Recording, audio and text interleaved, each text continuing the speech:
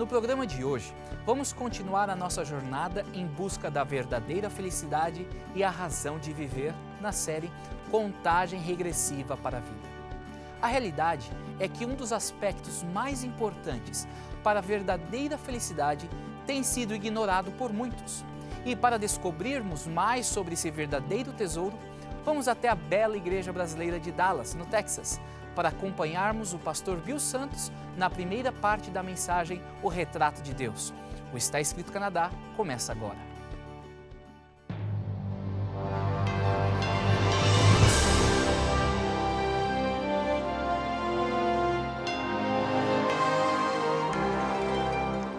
Venceu a prova do tempo. O livro de Deus, a Bíblia, ainda relevante neste mundo complexo. Está Escrito Canadá, partilhando mensagens de esperança ao redor do mundo.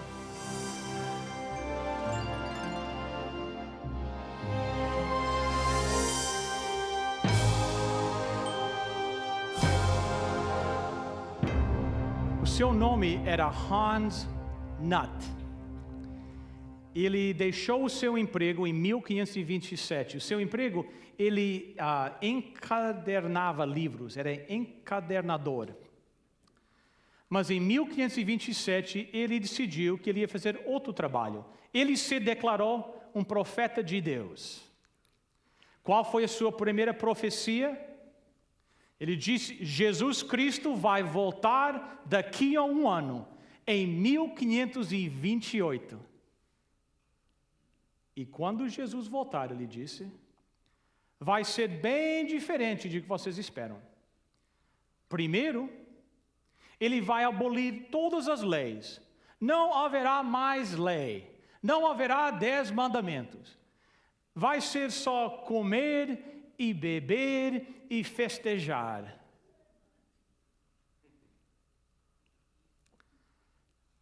Bem, Jesus não veio em 1528.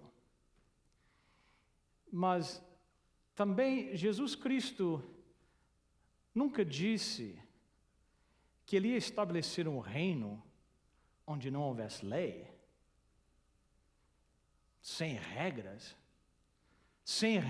de comportamento.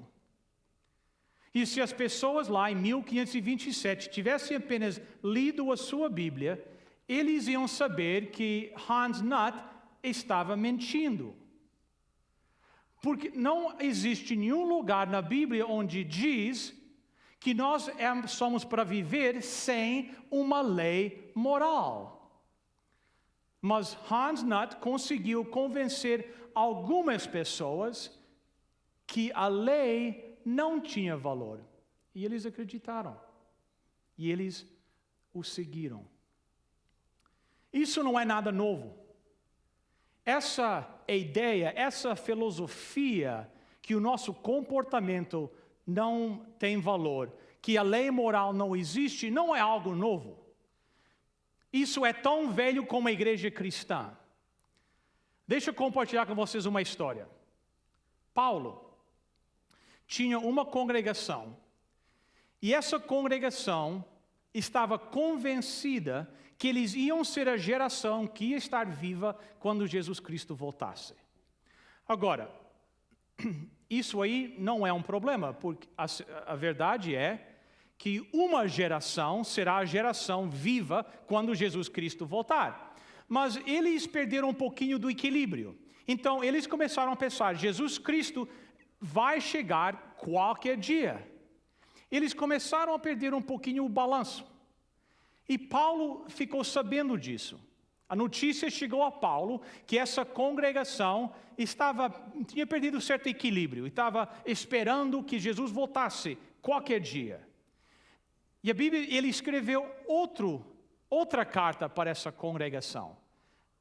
Essa carta nós encontramos em 2 Tessalonicenses, capítulo 2, começando no verso 3. Ninguém de nenhum modo vos engane, porque isto não acontecerá sem que primeiro venha o quê? A apostasia. e seja revelado o homem da iniquidade, o filho da perdição, o qual se opõe e se levanta contra tudo que se chama Deus, ou é objeto de culto, a ponto de assentar-se no santuário de Deus, ostentando-se como se fosse quem? O próprio Deus. Paulo disse a essa congregação, não, Jesus não vai voltar agora, imediatamente, porque existem duas coisas que é preciso acontecer antes que Jesus Cristo volte. Primeiro, ele diz, vai haver uma grande apostasia. Ele disse, algo de errado vai acontecer dentro do movimento cristão. Vai haver em inglês nós usamos a expressão que diz, haverá uma queda, um afastamento. Segundo ele disse, o homem da perdição tem que ser revelado. Aquele poder que se diz se colocar no lugar de Deus tem que ser revelado. Essas duas coisas precisam acontecer antes que Cristo volte. E ele continua. Verso 7. Com efeito, o mistério da quê? Iniquidade já opera. Deixa eu parar agora um instante aqui. Paulo faz um ponto muito importante aqui. Se você vai traduzir esta passagem literalmente do grego, que foi a língua original que foi escrita, a tradução seria mais ou menos assim: com efeito, o mistério de sem lei já opera. Algumas traduções da realidade têm essa expressão, sem lei. Em inglês nós usamos a expressão lawlessness, sem lei. Isso é importante, porque esta ideia de não haver lei ajuda-nos a identificar quem é que é esse homem da perdição, quem é o anticristo. O anticristo pratica a iniquidade. O anticristo tenta abolir a lei de Deus. Daniel capítulo 7, verso 25, falando desse poder, diz, cuidará em mudar os tempos e o quê? A lei. Por que será que nós aqui, na América do Norte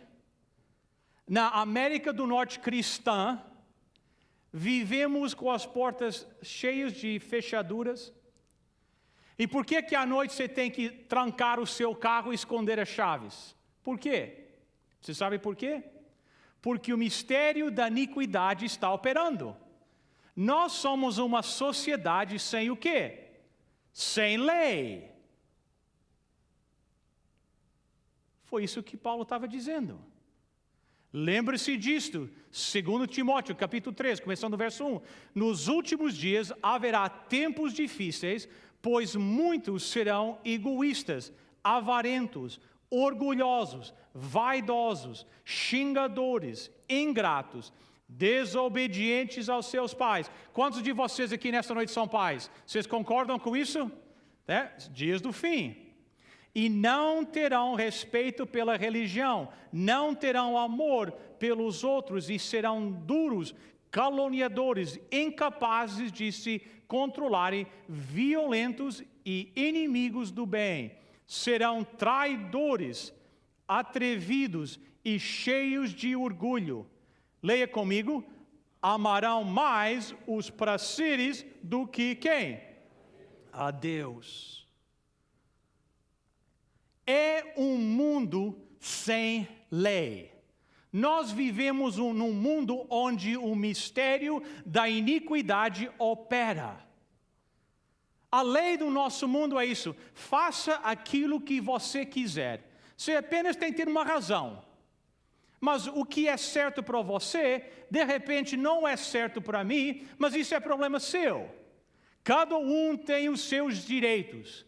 Você vive a sua vida da sua maneira, eu vou viver a vida da minha maneira e você tem nada a ver com a minha vida. Essa é a lei do nosso mundo. O mistério da iniquidade. Nós vivemos sem lei. Tudo é aceito no mundo. Nós aceitamos a tudo. É apenas necessário ter uma explicação. Se você tem uma razão por que você decide agir assim, é só que é necessário. Mas você tem que saber nesta noite que o nosso comportamento é importante. O comportamento é importante. Paulo disse,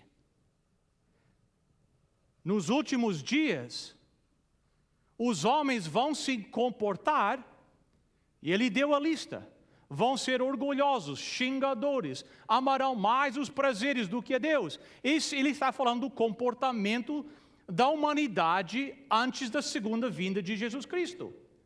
Então, se o nosso comportamento não tem valor, não importa o nosso comportamento, por que Paulo deu aquela lista de comportamentos negativos antes da segunda vinda de Cristo? Então é óbvio para mim que o nosso comportamento tem valor. Deus olha para a maneira que nós nos comportamos. Se não fosse assim, Jesus não teria dito que era importante. Mateus capítulo 7, começando no verso 21. Nem todo que me diz Senhor, Senhor, entrará no reino dos céus, mas aquele que faz a vontade de meu Pai que está nos céus. Muitos naquele dia hão de dizer-me, Senhor, Senhor, porventura não temos nós profetizado em teu nome, e em teu nome não expelimos demônios, e em teu nome não fizemos muitos milagres? Então lhes darei explicitamente, nunca vos conheci. Apartai-vos de mim, os que praticais o quê? A iniquidade. Está lá aquela palavra de novo. Anomaia em grego. Iniquidade. Só que agora não é o anticristo que não tem a lei. São cristãos que não têm a lei. São os cristãos que praticam a iniquidade. Eles o chamam de Senhor. Eles profetizam em seu nome. Eles expulsam demônios em seu nome. Eles aparentemente são cristãos. Mas eles não amam Deus ao ponto de fazer exatamente aquilo que Ele pede em sua lei. E a Bíblia diz, como resultado, Jesus vai dizer para eles, eu não vos conheço. Eu não vos conheço. Aparentemente eles eram cristãos. Aparentemente eles tinham a aparência do cristianismo. Eles, quem sabe, vinham à igreja, mas eles não amavam Deus ao ponto de fazer exatamente aquilo que Ele pede que nós façamos. E como resultado Jesus disse, eu não vos conheço. Afastem-se de mim. Vocês não são os meus filhos. Vocês praticam iniquidade. Que tragédia. Essa é a realidade do mundo cristão onde nós vivemos hoje. A organização Gallup, pouco tempo atrás, fez uma pesquisa e isso é o que eles encontraram. Veja aqui. Existe pouca diferença entre o comportamento de uma pessoa que frequenta a igreja e a que não frequenta, em uma diversidade de situações, incluindo mentira, adultério e roubo. Quando eles olharam esses comportamentos, a pesquisa disse, eles não acharam nenhuma diferença entre o comportamento de aqueles que vão à igreja e aqueles que não vão à igreja. Por quê? Porque os cristãos hoje, em grande parte, praticam o mistério da iniquidade, estão sem lei. Eles acham que a lei não tem valor, o nosso comportamento não importa. Mas vejam o que João disse. 1 João capítulo 3, verso 4. Quem peca é culpado de quebrar o quê? A lei de Deus, porque o pecado é a quebra da quê? lei. Então vamos analisar este texto. É bem simples, eu acho. Deixa eu fazer a primeira pergunta. Existe pecado no nosso mundo ainda hoje, nesta noite? Sim ou não? Sim, é óbvio que existe. Se não existisse pecado, nós não íamos precisar de um Salvador. É lógico que existe pecado. Se o pecado é a transgressão da lei e existe pecado, então a lei ainda existe? Lógico. Porque se a lei de Deus não existisse, não haveria pecado. Então a lei existe. Se a lei não existisse hoje, se a lei não tivesse efeito hoje, então nenhuma pessoa nascida na era do Novo Testamento ia precisar do sacrifício de Jesus Cristo, porque eles seriam sem pecado. A lei existe. A Bíblia fala que o pecado é a quebra da lei. A lei existe ainda hoje. Agora, muitos cristãos, quem sabe alguns que estão me assistindo nesta noite, me dizem, não, mas a lei foi pregada na cruz do Calvário. Quando Jesus morreu no Calvário, a lei acabou. Será?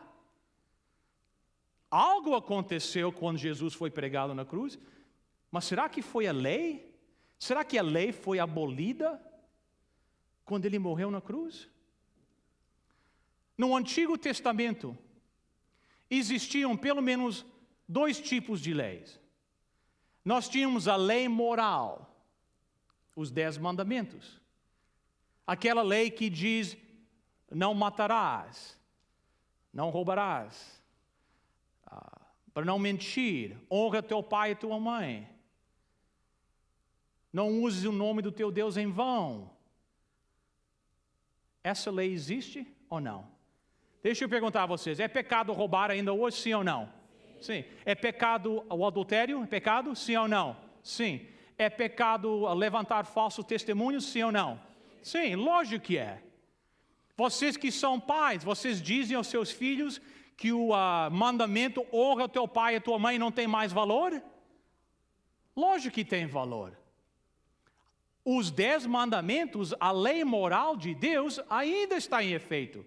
Mas o que aconteceu quando Cristo morreu na cruz? Bem, existia pelo menos outro tipo de lei, que era chamada a lei de Moisés, a lei cerimonial. Essa lei governava o sistema do sacrifício. Era a lei que regulava o santuário e aquilo que acontecia dentro do santuário. No Velho Testamento, nós lemos que o pecador vinha até o santuário, ao templo, ele confessava os seus pecados sobre uma ovelha e, simbolicamente, aqueles pecados do pecador eram transferidos para aquela ovelha. Às vezes eram outros animais, mas uma ovelha era comum também.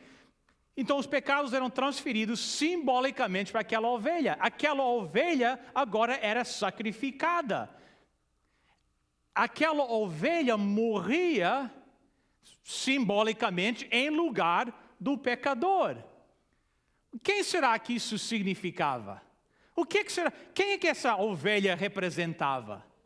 Representava Jesus Cristo, o Messias, que viria um dia morrer na cruz do Calvário, uma vez por todos.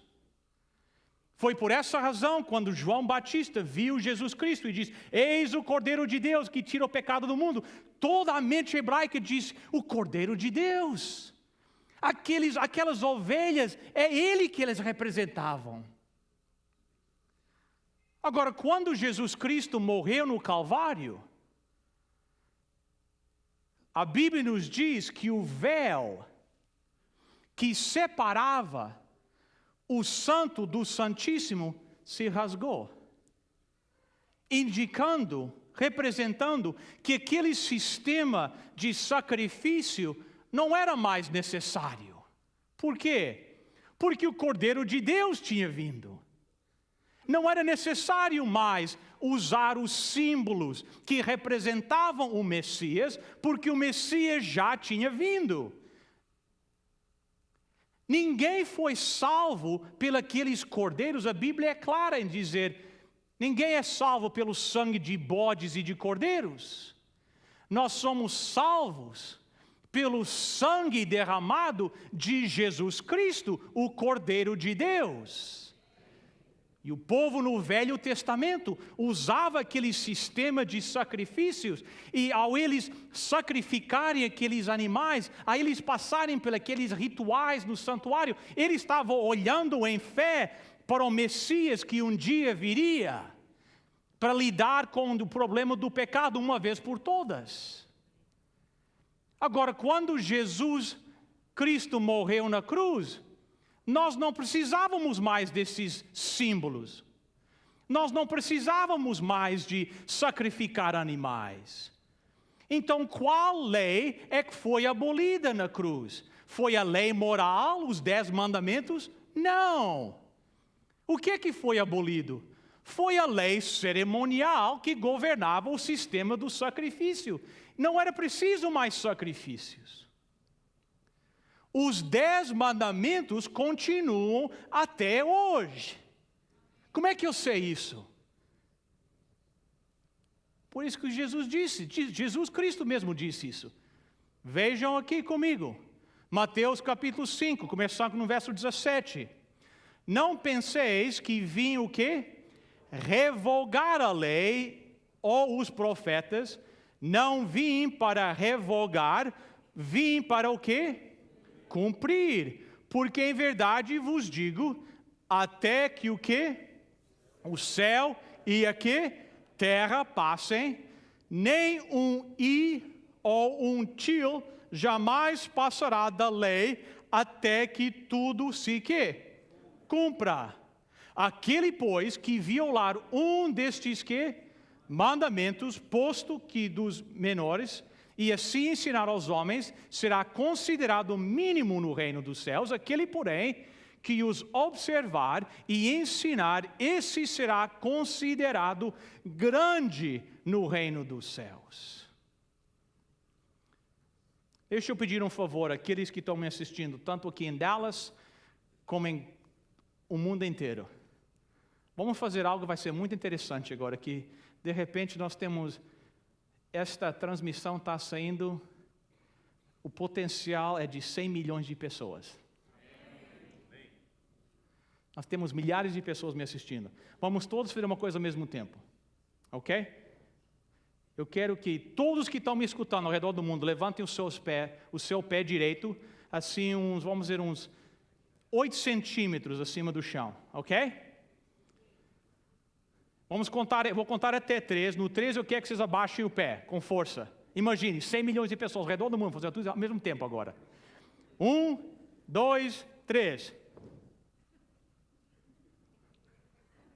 A terra está aí ainda? A terra está debaixo dos seus pés? Tá?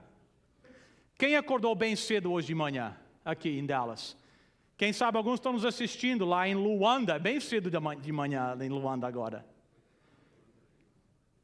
O sol nasceu hoje de manhã, vocês que acordaram bem cedo de madrugada hoje, o sol nasceu? O céu existe, a terra existe.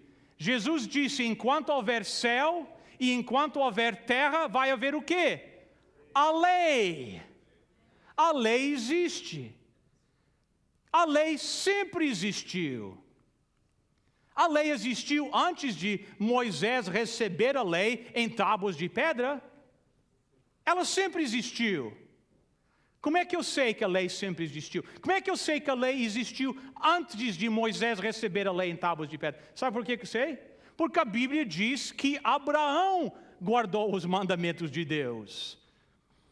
Gênesis 26, 5. Pois Abraão me obedeceu e cumpriu as minhas quê? Ordens, os meus quê? Mandamentos, as minhas leis e os meus ensinamentos. A lei sempre existiu. Abraão guardou a lei. A lei existia antes de Moisés receber a lei em tábuas de pedra, escrito com o próprio dedo de Deus. Mas Satanás quer enganar os filhos de Deus a respeito da lei. Você sabe por quê? Porque a lei é o retrato de Deus. E Satanás sabe, se você passa tempo estudando a lei de Deus, contemplando a lei de Deus, praticando os conceitos da lei de Deus, você vai chegar a uma conclusão. E a conclusão que você vai chegar é que Deus é amor, que Deus te ama, que Deus quer o melhor para a tua vida. Então Ele coloca estes preceitos, estas leis, não para colocar uma restrição na sua vida. Deus coloca as suas leis para que eu e você possamos viver a vida com mais alegria, mais abundância. Então Satanás faz tudo possível para dizer aos filhos de Deus que a lei não existe, que a lei não tem valor. Por detrás de cada não existe uma bênção. O objetivo de Deus é que sejamos felizes e, por isso, Ele nos deixou parâmetros, orientações, leis, para que possamos desfrutar da verdadeira felicidade. Se você deseja aprofundar mais os seus conhecimentos sobre a lei de Deus, solicite ainda hoje o guia de estudo Retrato de Deus e o exemplar do livro Os 10 Mandamentos. Esses materiais lhe ajudarão a descobrir a beleza e a riqueza da lei eterna de Deus. Eis as informações para você solicitar gratuitamente as ofertas de hoje. Para você solicitar gratuitamente a sua oferta, basta ir ao nosso website www.estaescrito.ca e acessar o programa de hoje. Lá você preencherá um formulário com seus dados e assim poderemos enviar a oferta para você. Se preferir, você poderá chamar o nosso número de telefone 416-259-8608. A oferta é grátis. A operadora necessita de seu nome, endereço e número de telefone. Você receberá em sua casa, gratuitamente, a oferta solicitada sem qualquer compromisso com o programa Está Escrito. Escreva para nós. Está Escrito, Box 2010, Oshawa, Ontário. L1H7V4. No próximo programa, apresentaremos a segunda parte da mensagem O Retrato de Deus. Enquanto isso, por que não rever o programa de hoje ou indicá-lo para um amigo através do nosso website www.estaescrito.ca. Em nosso website, você pode assistir outros programas do Está Escrito Canadá, fazer o seu pedido de oração ou até mesmo fazer a sua doação para o nosso ministério. Espero vê-lo no próximo programa. Até lá, lembre-se, está escrito: nem só de pão viverá o homem, mas de toda a palavra que procede da boca de Deus.